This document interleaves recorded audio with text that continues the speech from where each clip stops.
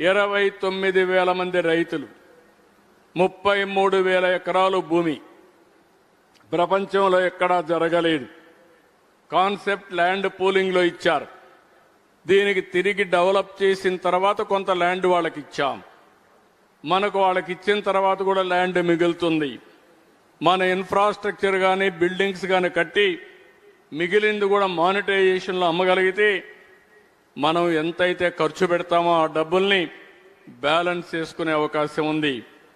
నేను పదే పదే చెప్పాను, మళ్ళీ ఈ సందర్భంగా మీ ద్వారా ప్రజలకు కూడా విజ్ఞప్తి చేస్తున్నాను. ఒకప్పుడు హైదరాబాద్ ప్రభుత్వ భూములు ఉన్నాయి. ఆ ప్రభుత్వ భూములు పెట్టుకుని సైబరాబాద్ నిర్మాణం చేపట్టాం. ఈరోజు మనకు అలాంటి ప్రభుత్వ భూములు లేవు, అన్నీ కూడా పట్టా భూములు ఉన్నాయి. ఉన్నప్పుడు ఒక పిలిపిస్తే ఆ నమ్మకంతో 33,000 ఎకరాలు ఇచ్చారు. దాన్ని సద్వినియోగం చేస్తూ మనం ముందుకు పోతున్నాం. రాబోయే 3 సంవత్సరాల్లో క్రూషియల్ ఇన్ఫ్రాస్ట్రక్చర్ మొత్తం పూర్తి చేసి అమరావతిని కూడా మళ్లీ ఒక స్టేజ్కి తీసుకొస్తామని మీ అందరికీ హామీ ఇస్తున్నా.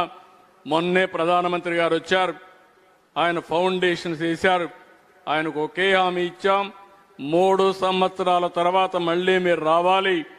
మీరు ప్రారంభించిన పనులు, ఈరోజు వర్క్స్ ప్రారంభించారు, మళ్లీ ఆ పనులు ప్రారంభించడానికి మీరే రావాలని వారిని కోరాను. తప్పకుండా వస్తారు. 3 సంవత్సరాల్లో పూర్తి చేస్తామని చెప్పి కూడా నేను మీకు హామీ ఇస్తున్నా.